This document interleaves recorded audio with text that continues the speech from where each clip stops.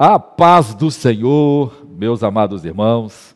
É um prazer grandioso estar com vocês nesta manhã de domingo, para a gente aprender um pouco da palavra de Deus.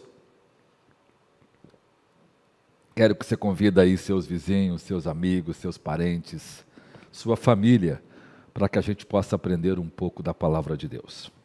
Hoje a aula está maravilhosa, cheia de assuntos. Eu estou até sozinho aqui porque eu quero falar muito sobre este assunto, porque eu amo falar de escatologia.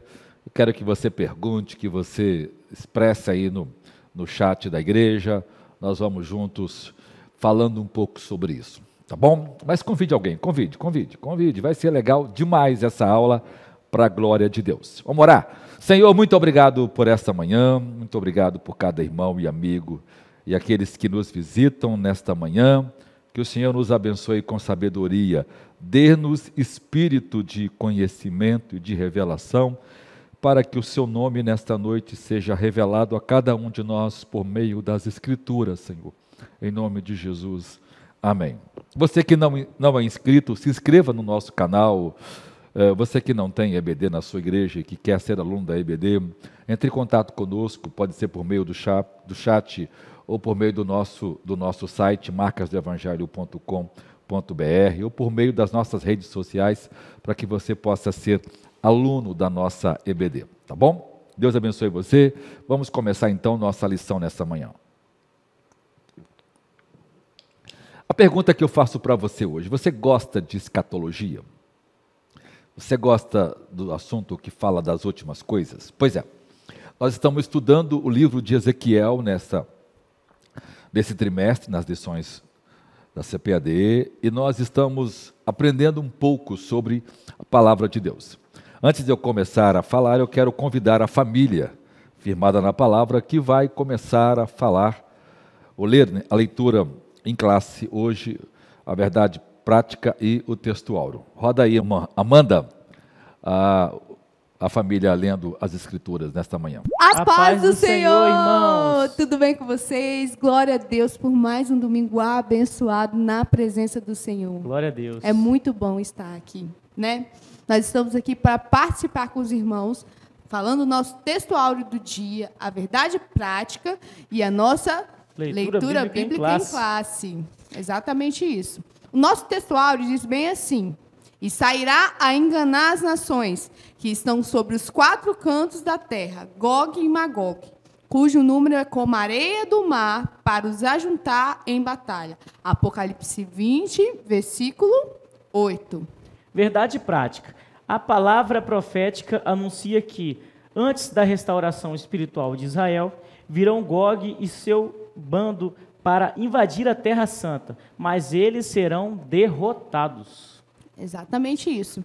E agora nós vamos para a nossa leitura bíblica em classe, que se encontra em Ezequiel 38, do 1 ao 6, e 39, do 1 ao 10. Glória Vamos a Deus. lá, Gleice? Ezequiel 38. Veio mais a mim a palavra do Senhor, dizendo: Filho do homem, dirige o rosto contra Gog, terra de Magog, príncipe e chefe de Meseque e de Tubal, e profetiza contra ele. E dize: assim diz o Senhor Jeová: eis que eu sou contra ti, ó Gog, príncipe e chefe de Meseque e de Tubal, e te farei voltar, e porei anzóis nos teus queixos, e te levarei a ti com todo o teu exército, cavalo e cavaleiros, todos vestidos bizarramente, congregação grande com escudo e rodela, manejando todos a espada, persas, etíopes e os de Tupi com eles, todos com escudos e capacetes, Gomer e todas as suas tropas, a casa de Togarma da banda do norte e todas as suas tropas, muitos povos contigo. Agora, Ezequiel 39, que diz bem assim: tu, pois, ó filho do homem, profetiza ainda contra Gog e dize: assim diz o Senhor Jeová: eis que eu sou contra ti, ó Gog, príncipe e chefe de Meseque e de Tubal, e te farei voltear, e te porei 6 anzóis, e te farei subir das bandas do norte, e te trarei aos montes de Israel, e tirarei o teu arco da tua mão esquerda, e farei cair as tuas flechas da tua mão direita. Nos montes de Israel cairás, tu e todas as tuas tropas, e os povos que estão contigo, e as aves de rapina, e as aves de toda a asa, e aos animais do campo te darei por pasto. Sobre a face do campo cairás, porque eu falei, diz o Senhor Jeová, e te enviarei um fogo sobre Magog, e entre os que habitam seguros nas ilhas, e saberão que eu sou o Senhor. E farei conhecido o meu santo nome no meio do meu povo de Israel, e nunca mais deixarei profanar o meu santo nome. E as nações saberão que eu sou o Senhor, o santo em Israel. Eis que é vindo e se cumprirá, diz o Senhor Jeová. Este é o dia que tenho falado. E os habitantes das cidades de Israel sairão e totalmente queimarão as armas, e os escudos, e as rodelas, com os arcos e com as flechas, e com os bastões de mão, e com as lanças, e farão fogos com tudo isso por 7 anos, e não trarão lenha do campo, nem a cortarão dos bosques, mas com as armas acenderão fogo, e roubarão aos que o roubaram, e despojarão aos que despojaram, diz o Senhor Jeová. Glória a Deus pela sua palavra, né? Glória a Deus pela Glória sua a Deus. palavra. Nós agradecemos essa participação especial nessa aula maravilhosa e que Deus abençoe a todos os irmãos. Glória a Deus. Bom domingo! Obrigado, família. Deus abençoe vocês por essa leitura gloriosa.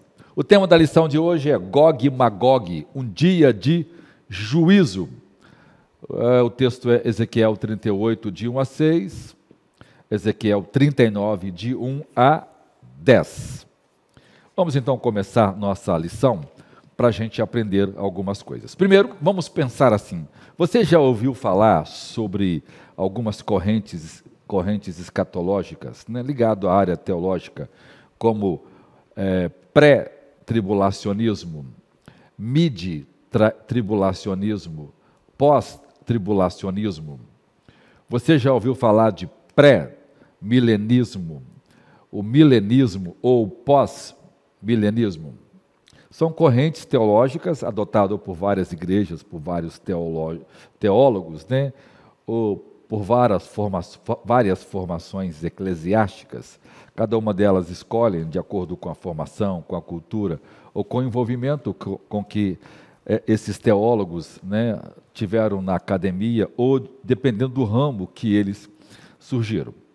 Por exemplo, o pré-tribulacionismo defende o conceito de que a igreja não passará pela grande tribulação e será arrebatada antes da grande tribulação. Normalmente, um pré-tribulacionista também é pré-milenista, porque ele acredita na volta de Jesus antes do milênio e ele acredita no milênio literal. Depois nós temos os pós-tribulacionistas, que creem que a igreja será arrebatada depois da grande tribulação. Ou seja, nessa visão, nessa concepção, a igreja passa pela grande tribulação. A outra, advogada por muitas igrejas, é a chamada teoria da mid-tribulação, em que a igreja será arrebatada no meio da grande tribulação. É uma teoria advogada por poucos, mas também é ensinada. Depois nós temos as teorias focadas com o milênio. O pré, como já falei, né, o pré normalmente crê no milênio literal, de que a igreja vai viver o milênio, e o pós-tribulacionismo, que ensina que o mundo será salvo e então vem a volta de Jesus acontece após o milênio. E o chamado amilenismo, né, que nasce no século IV, com os ensinos de Agostinho, de que o milênio é espiritual. Ou seja, com a morte de Jesus no Calvário, o diabo está amarrado, ele não tem mais o poder que tinha antigamente, ele não pode impedir que as pessoas se convertem, então ele está amarrado e não pode exercer influência sobre as pessoas, porque é o tempo da pregação do Evangelho e isso vai até a volta de Jesus. Essa teoria tem dificuldades, ela é mais empírica, ela é mais filosófica do que bíblica, né? aparece 6 vezes a expressão 1000 anos em Apocalipse 20, é repetição demais para você alegorizar isso. Essa é uma teoria adotada pela igreja da Idade Média, a Igreja Católica, e por algumas igrejas reformadas do nosso tempo. Não vou analisar esses pontos hoje, porque não cabe nossas avaliações. Hoje nós temos um incidente profetizado por Ezequiel, que vai abarcar, por exemplo, o entendimento de alguns desses conceitos, e eu queria tratar com os irmãos desse assunto hoje. Então, a nossa lição, se você tem a revista, começa a falar sobre o fato da profecia de Ezequiel ser uma profecia da visão futurista, né? Nós acreditamos que esse evento ainda vai acontecer no futuro.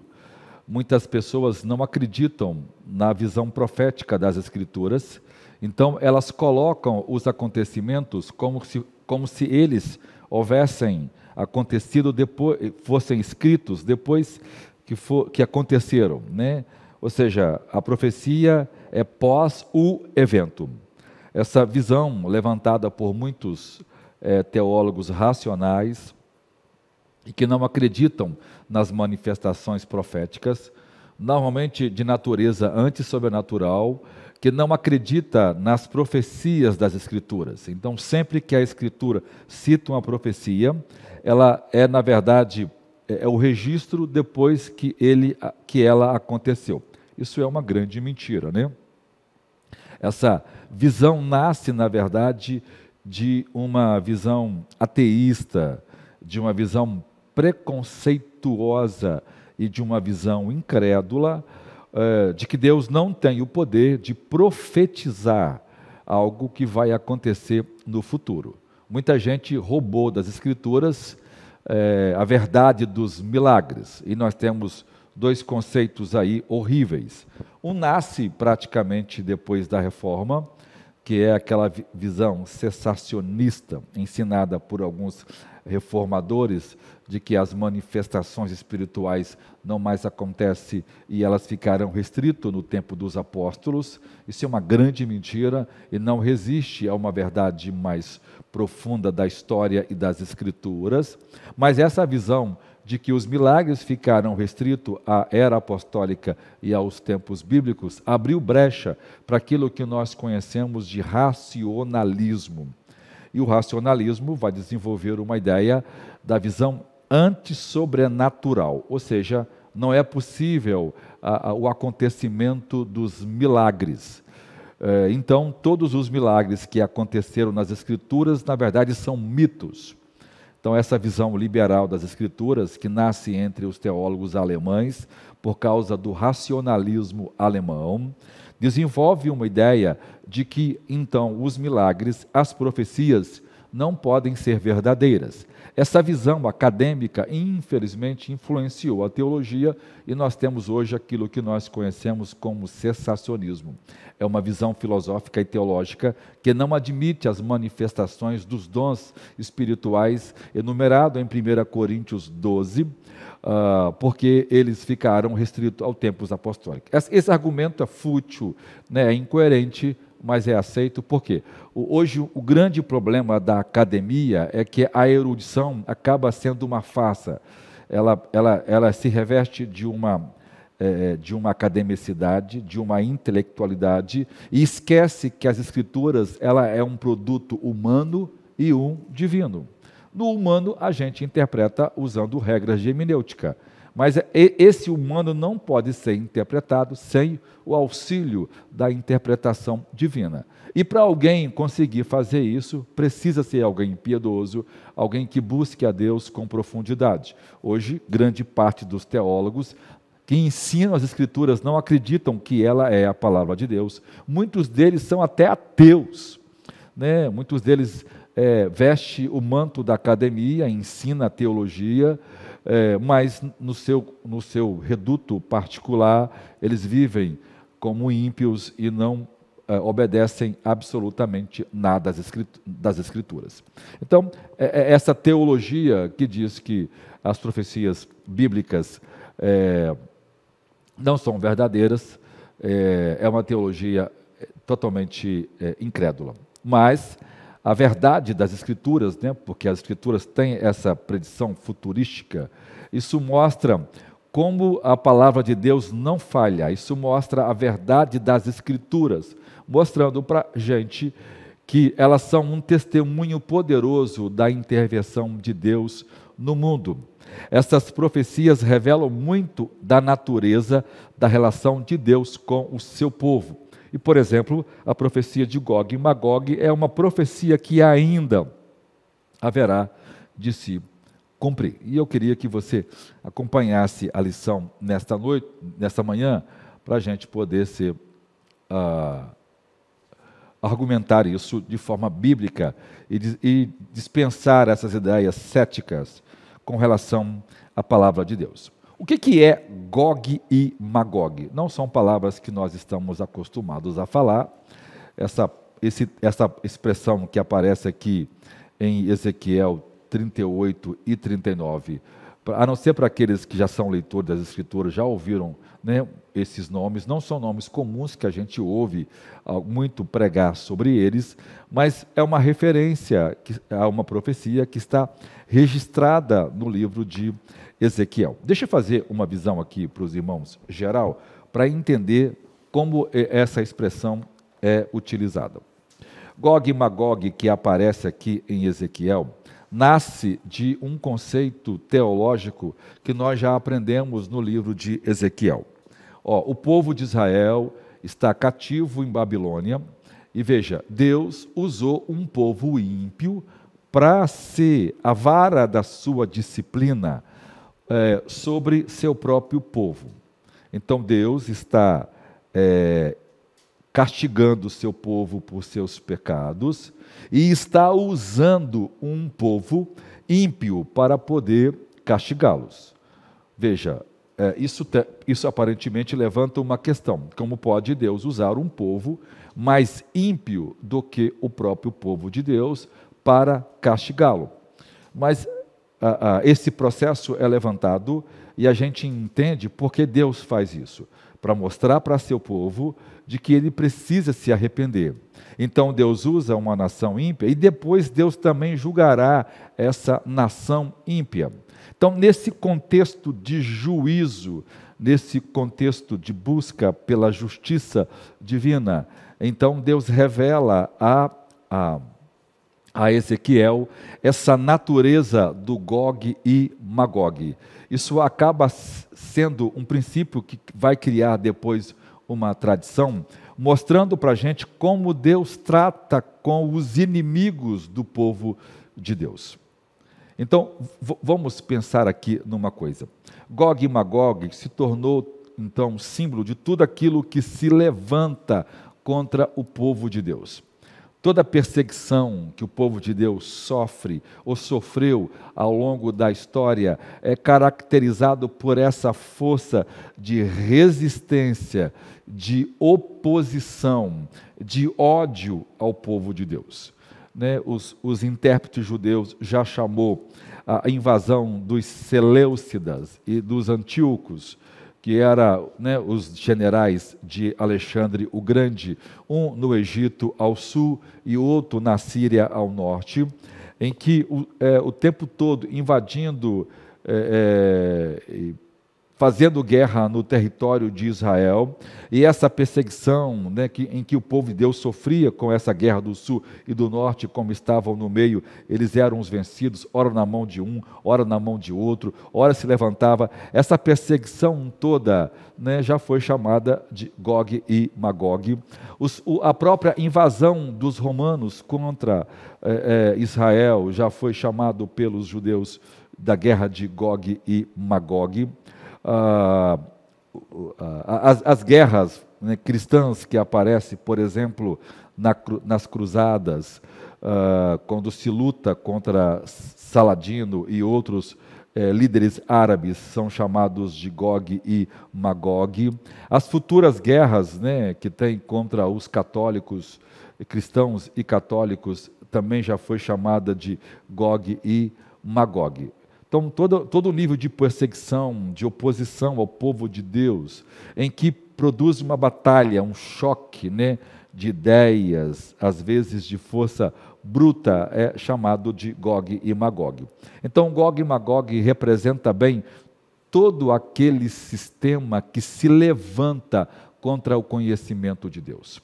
Todo aquele sistema que se levanta contra o povo de Deus. Então, todo sistema de perseguição que vem para destruir, para atacar, para oprimir o povo de Deus, representa a guerra do bem e do mal, a guerra entre Deus e o mal. Então, Deus usa Gog e Magog como a figura dessas perseguições ou dessas insurreições que se levantam contra o povo de Deus, onde o próprio Deus age a fim de eliminar essas perseguições e o seu nome ser glorificado. Então, Gog e Magog é uma referência a isto. Esse texto de Ezequiel 38 e 39 é paralelo e similar ao texto de Apocalipse 20, que trata da questão da invasão de Gog e Magog, quando no final do milênio o diabo é solto, depois de preso por 1000 anos, então ele cria uma revolta em todo o mundo e levanta um exército poderoso que vem contra Israel ou contra a cidade santa, a fim de invadir Israel e dizimar Israel.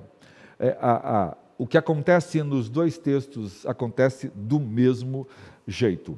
A gente vai primeiro analisar o que o autor da lição disse, e depois eu vou explicar de outra forma, mostrando que também isso pode ser entendido de uma outra forma. Mas o que é básico, tanto no que ele escreve e no que eu vou ensinar, é que esse é um evento futurista, esse é um evento que está ainda para acontecer, isso não aconteceu ao longo da história, nós não temos registro de uma guerra dessa, em que um comandante Gog e Magog, né, invadindo Israel e causando esse tipo, ou que tenha havido uma intervenção de Deus sobre Israel. Embora os judeus chamaram figurativamente as batalhas que se levantaram contra eles de Gog e Magog, os próprios muçulmanos usam essa expressão para se referir às suas guerras santas, e embora muitos já tentaram identificar, mas na verdade o contexto espiritual por trás disso é bem expresso, por exemplo, em Apocalipse, que usa a expressão no sentido tradicional, né? Porque virou uma tradição, né?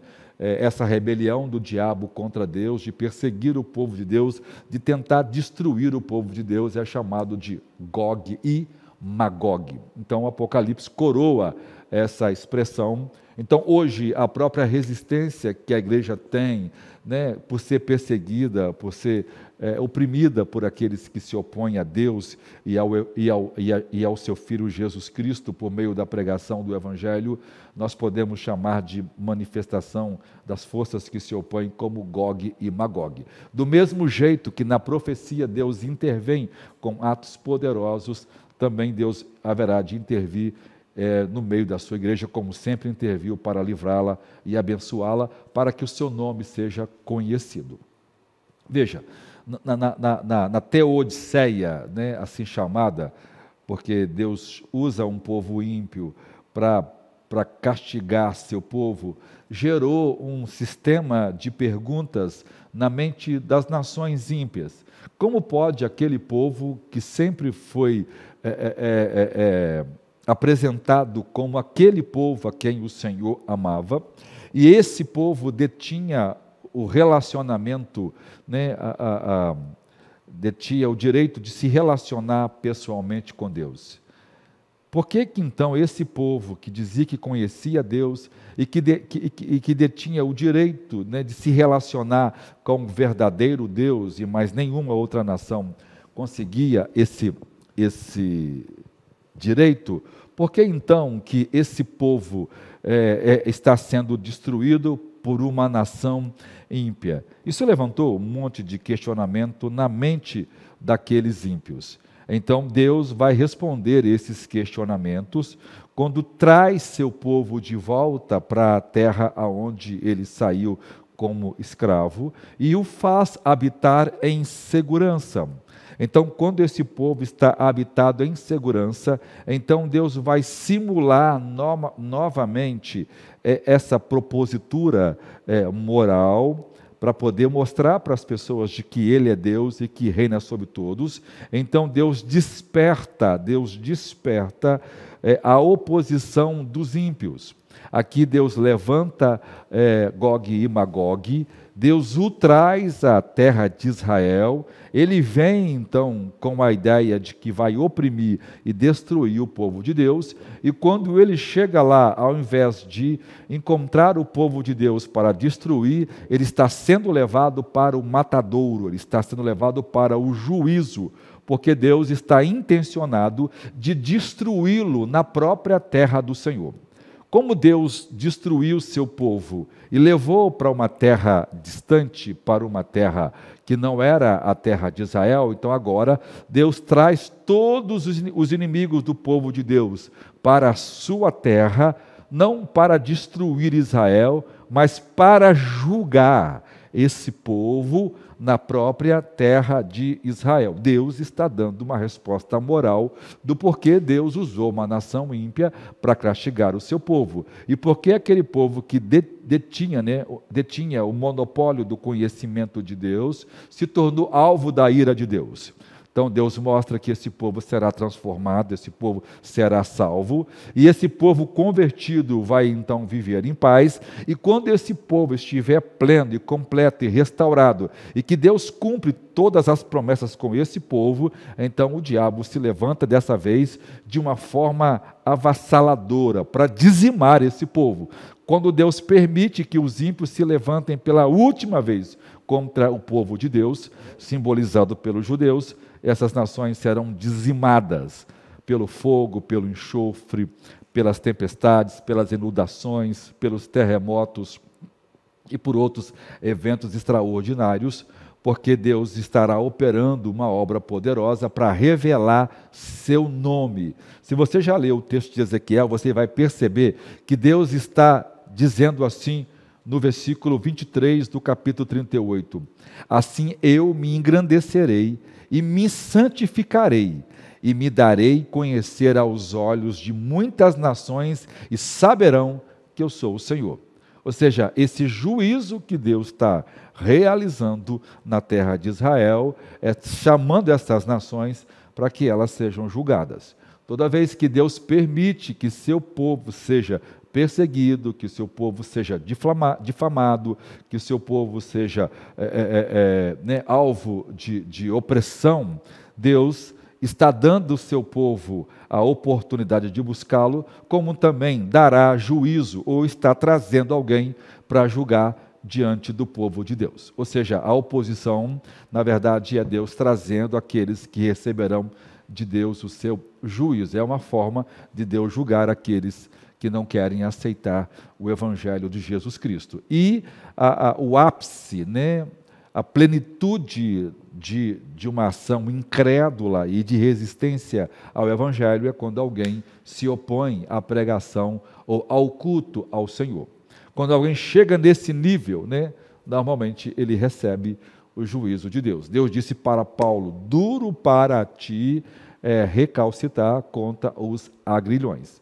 Ou seja, Deus está fustigando eles como se eles fossem um touro bravo, mas Deus está com aquela guilhada, aquela ponta de ferro fina, fisgando a pessoa para que ela possa receber de Deus o juízo pelos seus pecados. Então, vamos falar um pouco sobre Ezequiel. Ezequiel vai dizer que esses invasores, essa invasão será no fim dos anos ou no fim dos dias, depois da restauração completa do Estado de Israel.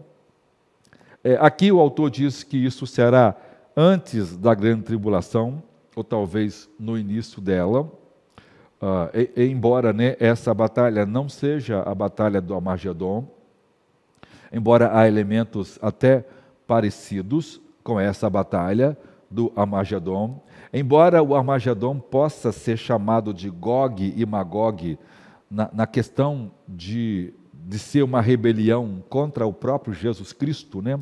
Aqui o diabo encarnado, o diabo por meio do anticristo, vai reunir as nações do mundo inteiro e vai se levantar contra o próprio Filho de Deus, quando ele desce nas nuvens do céu para livrar a Israel, depois que Israel estiver quase todo dizimado, aquele 1/3 que vai se converter, vai clamar pelo Messias, o Messias então desce livrando Israel de um exército, na verdade, mundial, que o anticristo lidera contra o povo de Israel. Embora essa natureza seja Gog e Magog, mas esse evento não é de forma nenhuma o Gog e Magog. Nem Gog é o anticristo, como muitos teólogos interpretam, né?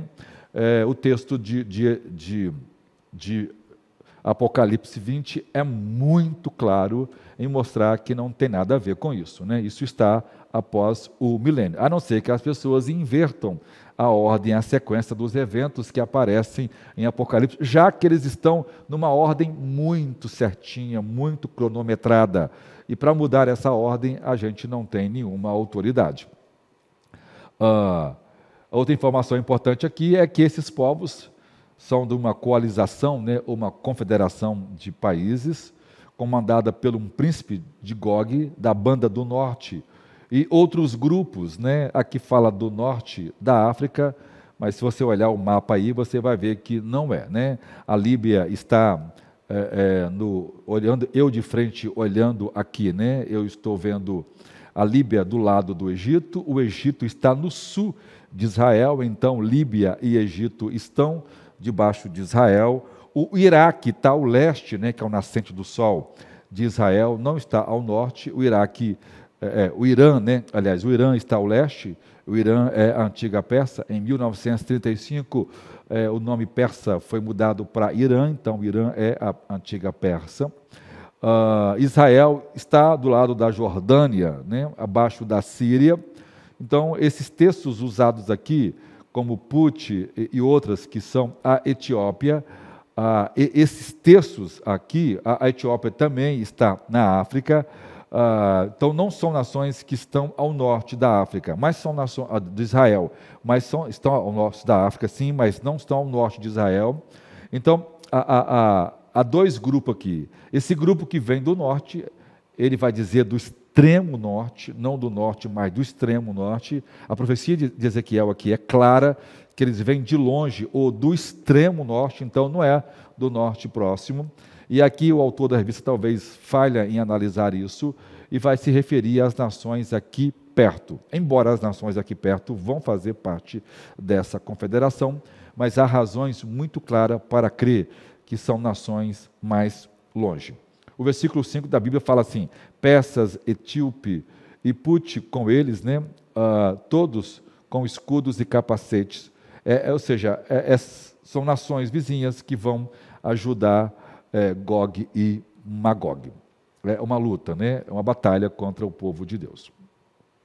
Então, isso aqui eu já expliquei para os irmãos. Depois, vamos compreender a profecia como está na lição aí. Ezequiel deixa claro, né, que essa mensagem não é para os seus dias, essa é uma mensagem para muitos dias, ou para os dias finais, para os últimos dias. Aqui, né, vai dizer que o povo já está voltando, né? Aqui vai dizer depois da diáspora de todas as nações da terra, já aconteceu, né, isso de Israel voltar, mas grande parte dos judeus não estão em Israel, né, moram em vários outros países, mas a nação de Israel já foi estabelecida em 1948, reconhecida como nação pela ONU outra vez. E aqui pode ser, né, o nascimento da figueira para que esses eventos começam a acontecer. Mas também isso pode ser ainda muito cedo, e eu vou dizer por que daqui à frente. A expressão, depois vem Gog, né? Esse nome Gog aparece algumas vezes nas Escrituras, né? Aparece em Crônicas, aparece na tabela das nações em Gênesis 10 como um filho de Jafté. Na verdade, todos os filhos que aparecem aqui, a casa de Togarma, Meseque, Tubal, tudo são filhos de jafetitas, são a raça caucasiana, né? A raça de olhos azuis, a raça branca. Então são os filhos de Jafé que vão ocupar, né, o norte de Israel, ali, a Europa e os países daquela região. Veja, Ezequiel, aqui ele diz que aparece só 2 vezes, né? Mas aparece 3, né? Embora aparece com o nome de filho de Ruben, mas sem qualquer vínculo com a profecia. E também se refere, por exemplo, na revolta de Satanás contra Deus e seu povo depois do milênio, em Apocalipse 28, e o autor que defende como um outro acontecimento. Eu não defendo como outro acontecimento, eu acredito que Ezequiel 38 e 39 se refere ao mesmo evento de Apocalipse 20, eu vou explicar aqui, né? Não só eu creio assim, mas tantos outros teólogos dispensacionalistas. Veja, esses conceitos aqui já foi interpretado de diversas formas, né? Alguns autores acham que é a Líbia, outros acham que é a Turquia asiática. Grande parte dos arqueólogos, né, defendem essa ideia. E uns, né, acreditam que Gog seja o título, né, ou o próprio texto diz, né, que Gog é o príncipe, é o chefe, é o líder, é o cabeça dessas nações.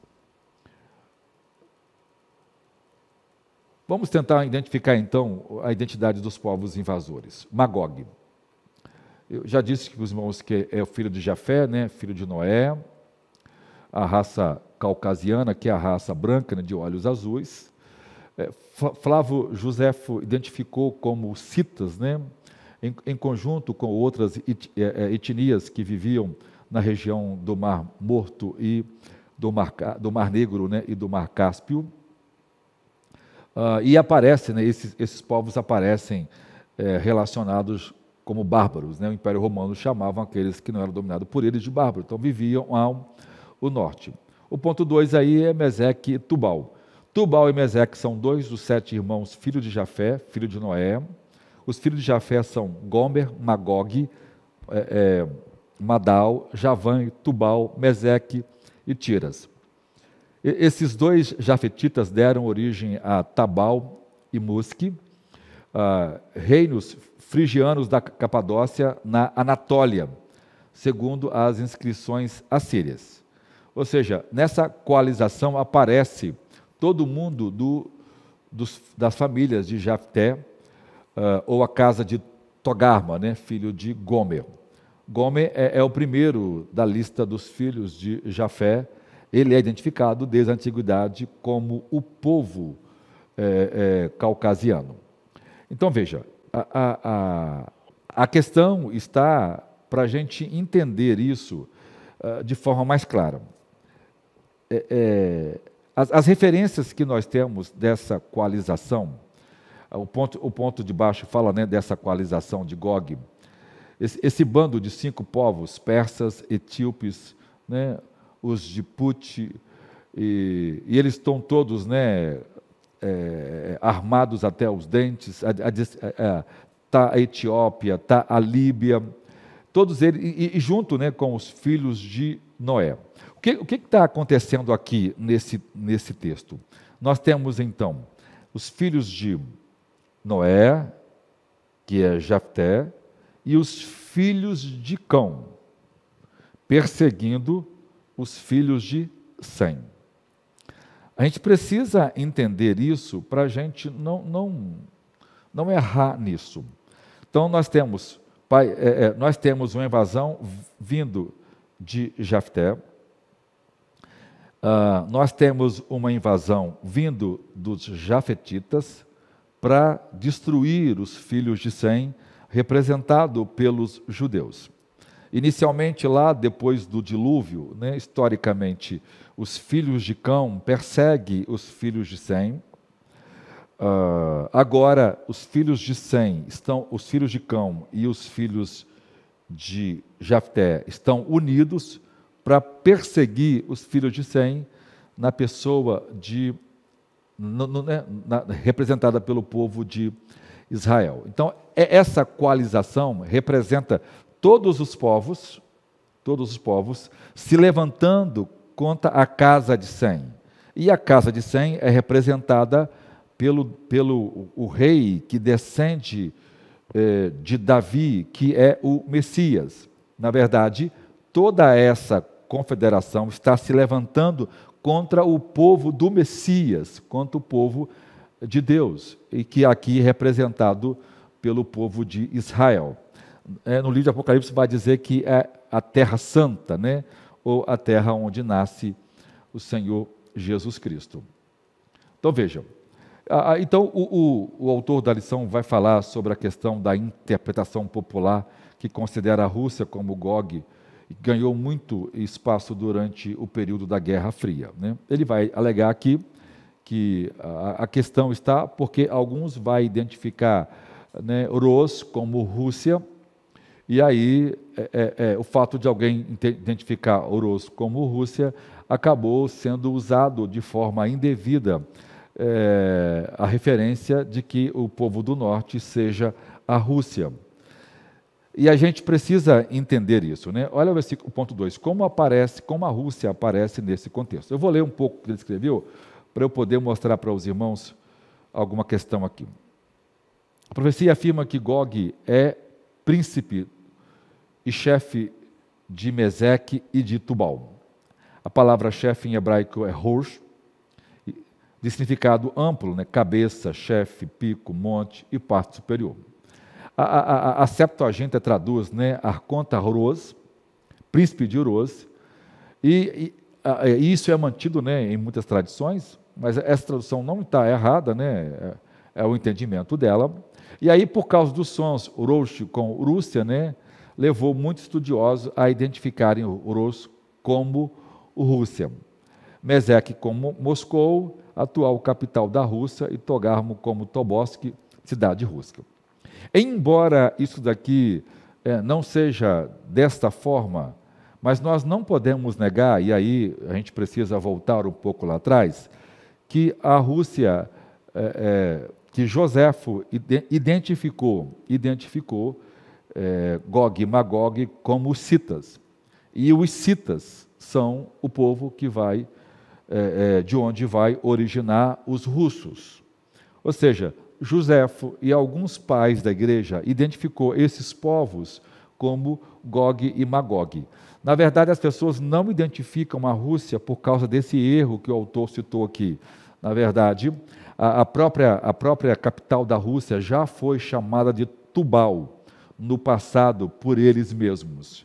Então, Joséfo vai dizer isso, outros historiadores vão dizer isso, e muitos teólogos do nosso tempo, né, como o Ben Johnson, o Brian Bell, e outros grandes expositores, como o Pentecoste e outros expositores, vão mostrar que, na verdade, o extremo norte é a parte da Turquia asiática e parte da Rússia, ou o sul da Rússia ali.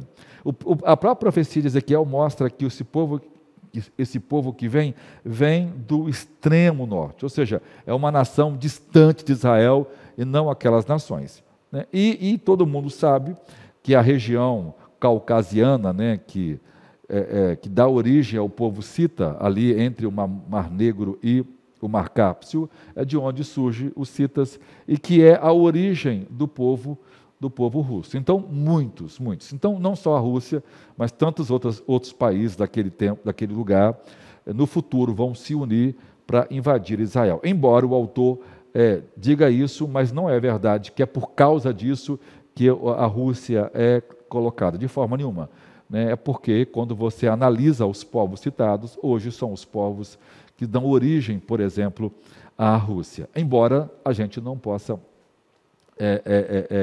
descartar, né, que outras nações ali perto de Israel também vão se unir contra Israel. E isso é muito óbvio. Se hoje uma nação se volta contra Israel, todas as nações que estão ali perto de Israel, que são muçulmanas, com certeza vão se unir a qualquer um que querer fazer guerra a Israel, porque é o interesse deles que Israel seja varrido do mapa.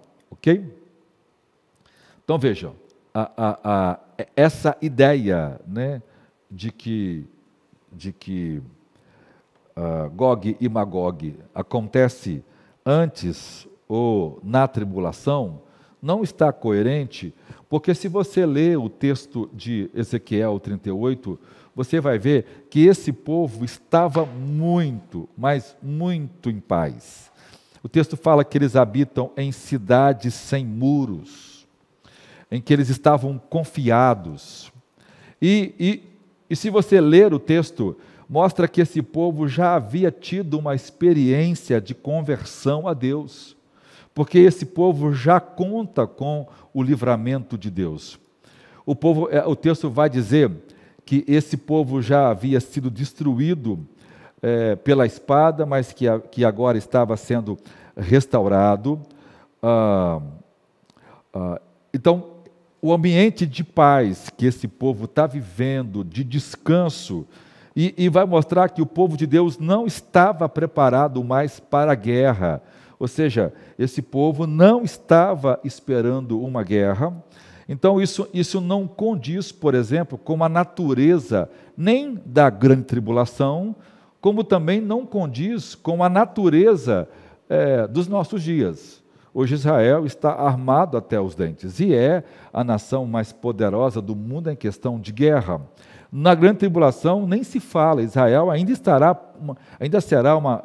estará muito mais bem preparado, porque as profecias estão em torno dele.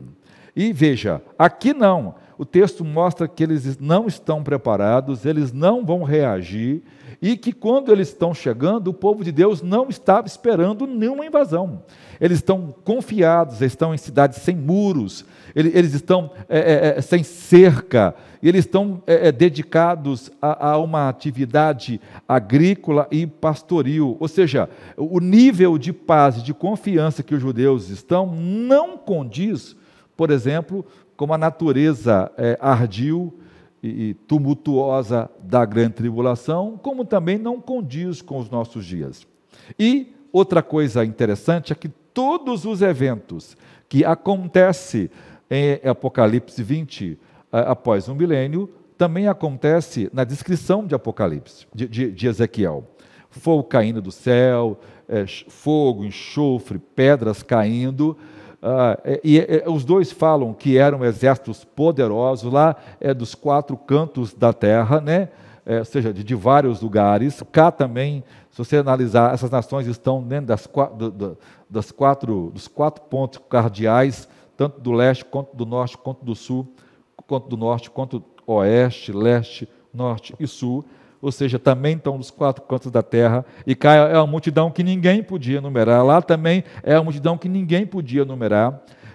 Ezequiel 38 encaixa perfeitamente com o Apocalipse. Então, é possível que essa visão de Ezequiel 38 e 39 não se refira a um outro evento, mas a um mesmo evento. Isso que eu estou dizendo é ensinado também por outros. Também não fecho questão, irmãos. Por quê? Porque nós estamos em um terreno escatológico. O que podemos fechar a questão é que haverá uma invasão futura, e ela virá contra o povo de Deus. E, segundo, ela está reservada para um tempo, né, chamado final dos dias. E veja, a natureza como esta profecia é descrita, o ambiente em que os judeus estão vivendo é o ambiente propício daquilo que será o milênio. Paz, né, de muita conversão, eles estão convertidos, eles estão transformados, eles já experimentaram o perdão de Deus. Ou seja, é o Israel convertido que está habitando outra vez em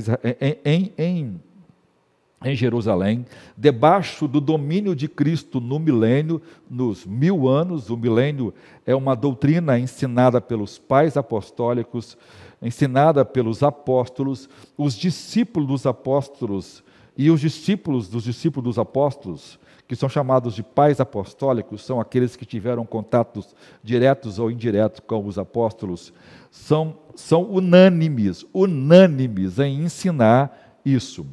Veja, Tertuliano, o maior teólogo da igreja, ensinou isso, Inácio ensinou isso, Policarpo ensinou isso, Irineu ensinou isso, ou seja, todo mundo que teve contato com os apóstolos, Justino o Marte ensinou isso, todos eles criam nisso, por quê? Porque entendiam que esta era um ensinamento dos apóstolos. E veja, então, o que eu estou dizendo aqui não tem nada novo, é o que a igreja dos primeiros 2 séculos creram. Depois mudou e mudou mesmo, mas até lá isso era originário da igreja cristã e até então ninguém ensinava contrário a isso. Depois sim, começou a surgir pessoas ensinando contrariamente, mas até então não. E veja, e há razão porque eles ensinam diferente. E não vou entrar aqui nelas agora, mas vejam, todos eles ensinam um milênio literal em que Cristo está governando o mundo. Então é um tempo de paz em que o diabo é preso. Então esse tempo é um tempo em que as pessoas vão viver debaixo do governo de Deus. Por que existe o chamado sistema de dispensacionalismo? O que é o dispensacionalismo? É uma teologia, é uma filosofia bíblica que explica que existiram 7 dispensações. A última é o milênio, é onde Deus estará governando completamente o mundo. É o último governo que os homens vão experimentar. Mesmo os homens vivendo debaixo de piedade, vivendo debaixo da bondade de Deus, experimentando um tempo sem guerra, um tempo sem fome, um tempo sem violência, um tempo onde os animais vão cessar sua ferocidade e vão viver em harmonia com os homens, um tempo onde homem, natureza e semelhante estão vivendo debaixo de um governo glorioso. As pessoas que vão entrar para o milênio são aquelas pessoas que se converteram ou que tiveram uma relação favorável com as pessoas salvas e judeus da grande tribulação, e que após o julgamento das nações, eles vão entrar para o milênio. Mas vejam, muitos dos filhos dessas pessoas que vão nascer depois, mesmo vivendo debaixo de um governo completo, extraordinário, eles vão ser enganados pelo diabo, porque o diabo vai ser solto no final, no final do milênio, e então ele vai sair a enganar as nações, e ele outra vez vai arrastar grande parte das pessoas contra Deus. E qual é a forma do diabo se levantar contra Deus? Ele faz isso naquilo que nós conhecemos como Gog e Magog, que é uma insurreição, é uma revolta, é uma rebelião contra Deus, contra a sua palavra, contra o seu Filho Jesus Cristo, e ele faz isso a fim de destruir a igreja desse tempo, que é o judeu, já que o milênio tem uma conotação muito judaica. Então ele se levanta contra a nação de Israel e parte para lá para destruir Israel. Vejam, eram pessoas que estavam debaixo da bondade de Deus e que se levanta contra a vontade de Deus e se insurge contra ela a fim de destruir o povo de Deus. Mas Deus permite isso para trazer essas pessoas para que elas recebam o juízo de Deus. Veja, o homem natural normalmente não consegue discernir entre um bom governo e um mau governo. Nós estamos hoje lutando, por exemplo, na questão da democracia, né? E veja, até o conceito de democracia, que inicialmente foi criado pelos cristãos, quem criou a democracia foi o Evangelho, né? Não foram os gregos, embora os gregos tinham os princípios, mas na prática eles nunca funcionaram. Mas no Evangelho, a democracia surgiu. E como a Bíblia produziu uma sociedade, a chamada sociedade ocidental, nela a democracia surgiu. Hoje as pessoas estão mostrando que elas nunca quiseram uma democracia. Elas preferem estar debaixo de um governo opressor, de um governo escravizante, de uma visão humilhante, que empobrece, né? Como é essa visão de esquerda que a gente vê no Brasil sendo defendida. Dos países onde o marxismo cultural entrou e dominou as pessoas desejaram isso. Se você for a um país onde esse sistema governa e fizer a votação, eles vão ganhar outra vez, Por que vão ganhar? Porque as pessoas que não têm o entendimento de uma mente livre desses conceitos que são escravizantes e limitantes, não importa se ela tem 10 doutorados, 50 PhD, isso não diz nada. Por quê? Porque isso depende de um conceito que está além da capacidade de entender. Não é uma questão intelectual, é uma questão de ação do diabo por trás disso.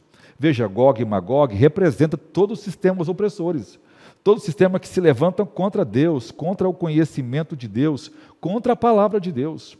Não é um sistema que se levanta de um jeito para ajudar. Ele se opõe à palavra de Deus. E mesmo as pessoas verem os países delas empobrecerem, vivendo na opressão, e elas não terem liberdade alguma. Mas por que elas escolhem? Porque elas estão escravizadas à sua vontade. É um sistema que não permite a livre iniciativa. Então, aqueles que não querem trabalhar, aqueles que não querem ver ninguém evoluir, porque nem todo mundo tem a chamada para empreender, para investir. Então, onde tinha 10 pizzarias, hoje não tem mais nenhuma, porque ninguém quer abrir uma pizzaria onde ele não vai ser o empreendedor. Se ele ganhar, 70% que ele ganha não é dele, é do governo. Então, ninguém quer abrir. Então, o governo vai ter que abrir uma pizzaria lá. Mas a pizzaria que ele abre não atende todo mundo. Então, veja, esse tipo de concepção só nasce por causa da natureza dos espíritos por trás. Então, quem é que está por trás de Gog e Magog? A ação de Satanás. É o diabo que cria esses princípios, enganando. E o texto fala enganar, por quê? Porque é uma filosofia que engana. Ela tem cara de academia, ela tem por trás pessoas teóricas, estudiosos, intelectuais, defendendo uma coisa que qualquer um está vendo que está errado. Mas o diabo cega as pessoas e elas defendem conceitos que causam mal à sociedade. Qualquer um que analisa, uma sociedade livre e uma opressiva, onde os direitos são cerceados, onde a religião não pode ser expressa, onde o governo não pode ser criticado, onde as pessoas não podem se opor ou pensar diferente. Ou seja, elas preferem um sistema onde todo mundo fica mecanizado, robotizado. Por quê? Por causa do sistema. E tudo que está por trás disso, na verdade, é para coibir o povo de Deus de pregar, de ensinar a palavra de Deus de forma livre. Embora as restrições vão vindo inicialmente aqui e ali, até que ela chega a um ponto em que a igreja é calada e varrida da terra. Então, quando o sistema faz isso, então Deus se levanta e julga esses sistemas. Deus já julgou esses sistemas. E Deus fará isso na tacada final do diabo, quando ele se levanta no tempo do milênio. Veja, aquele mesmo indivíduo, aquele mesmo ser moral, que lá no céu, vivendo debaixo do controle de Deus, junta um grupo, a terça parte dos anjos, e se rebela contra Deus. Então, o Gog e Magog nasce no coração de Satanás no céu. Então, esse último Gog e Magog, na esfera final, se levanta enganando o mundo inteiro. E agora o mundo virgem, porque o mundo que experimentou o governo de Cristo, o mundo agora que sabe que Jesus é real, que ressuscitou, o mundo que tem todas as provas práticas, bíblicas, o mundo que experimentou visivelmente a manifestação de Deus, coisas que nunca viram depois que Jesus foi assunto ao céu, que viram os anjos, que viu tudo aquilo. O mundo que entendeu, a Bíblia é a verdade. Agora, esse mesmo mundo que tem todas as provas, novamente vai ser enganado. Mostrando que nunca foi falta de provas, mostrando que a fé é a verdade dos fatos. As pessoas não vão crer porque Jesus está presencialmente, elas não vão crer porque elas viram anjos, não. Elas não vão crer porque elas não querem crer, porque elas amaram o pecado, elas amaram mais a glória do mundo do que a Deus, e elas vão rejeitar a Jesus Cristo. E elas, então, serão alvo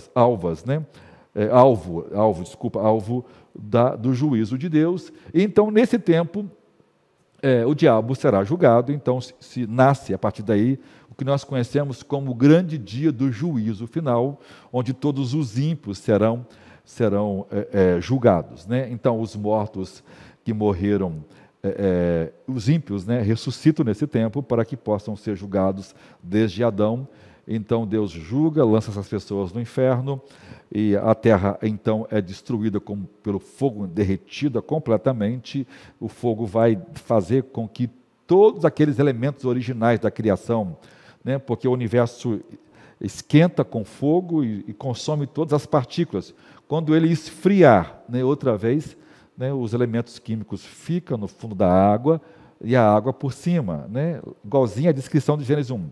Né, o Espírito de Deus pairava sobre a face do abismo, ou seja, outra vez esfria os minerais, esfria tudo, a água está lá, e Deus outra vez começa a criar tudo de novo. Cria novos céus e nova terra, e assim a igreja então desce com Cristo para habitar aqui na Nova Jerusalém, que também desce do céu a cidade edificada por Deus, que é descrita em Apocalipse 21.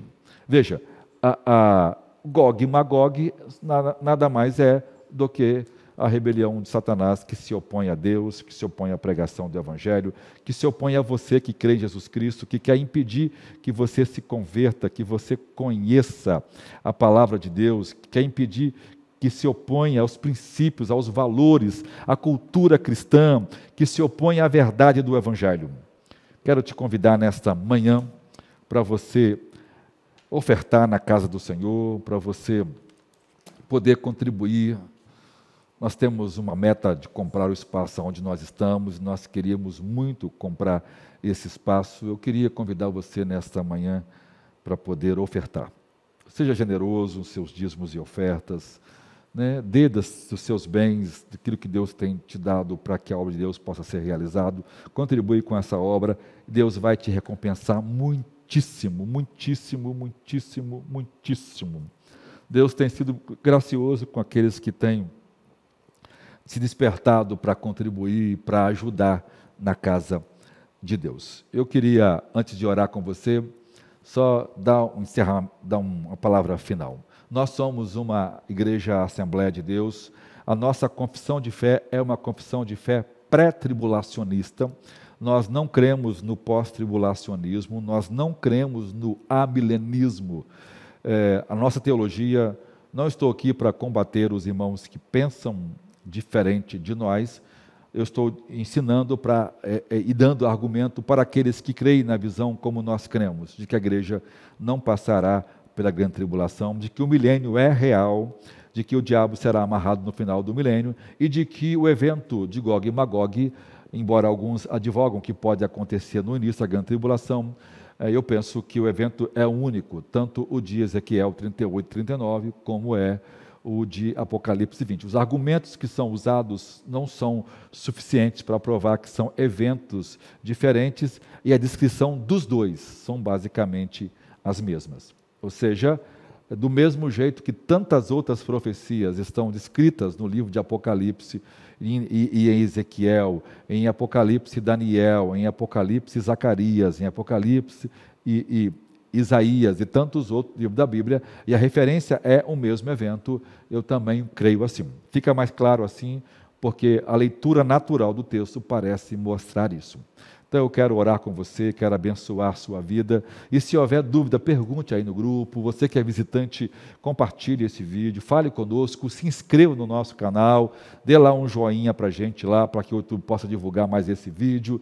Se você não concorda comigo, nem pode falar, pastor, não concordo, nós vamos respeitar a sua decisão, nós estamos aqui para discutir isso, mas o nosso povo é ensinado assim, porque 90% dos crentes, né, hoje no mundo, crê como nós também cremos, porque essa é uma teologia ensinada por muitos crentes piedosos, embora também outras teologias também são ensinadas por crentes piedosos. Então, argumento por argumento, todo mundo tem argumentos, mas nós escolhemos pensar assim, porque achamos que isso é mais conivente. O Espírito Santo nos deu essa teologia, nos deu essa confissão de fé, e se Ele nos deu assim, desde o princípio, os nossos pais anabatistas, nossos pais moravianos, nossos pais wesleyanos, nossos primeiros pais da Rua Azusa, e até hoje nós herdamos isso e a gente preserva isso com muito amor. A gente é fiel aos princípios que os nossos pais estabeleceram, e nós não vamos remover os limites antigos. Deus deu uma teologia a nós e nós vamos mantê-la. Deus nos deu o seu Espírito e nós vamos amá-lo. Deus nos deu o Senhor Jesus Cristo e nós queremos servi-lo com toda a força da nossa fé. Nós ensinamos essa aula para que todos saibam que Deus é o nosso Deus, para que as nações saibam que o nosso Deus profetiza e Ele conhece o futuro e que nada está oculto aos seus olhos. Deus conhece você, Deus conhece a sua vida. Você que não tem a Jesus Cristo, crê em Jesus Cristo, que você possa ter uma experiência com Deus de salvação, que você possa recebê-lo, que você possa amá-lo, que você possa desejá-lo e ter a Jesus Cristo e ter a esperança de que nesse tempo você não será enganado, até porque você será arrebatado com a igreja de Jesus Cristo. Muito obrigado pela sua atenção, Deus abençoe você, Deus abençoe sua família. Vamos orar. Senhor, abençoa-nos nesta manhã gloriosa. Obrigado por cada irmão, por cada irmã nesta manhã. Opere uma obra em nós e por meio de nós. Nós te louvamos no nome de Jesus. Amém. Bom domingo, até a noite.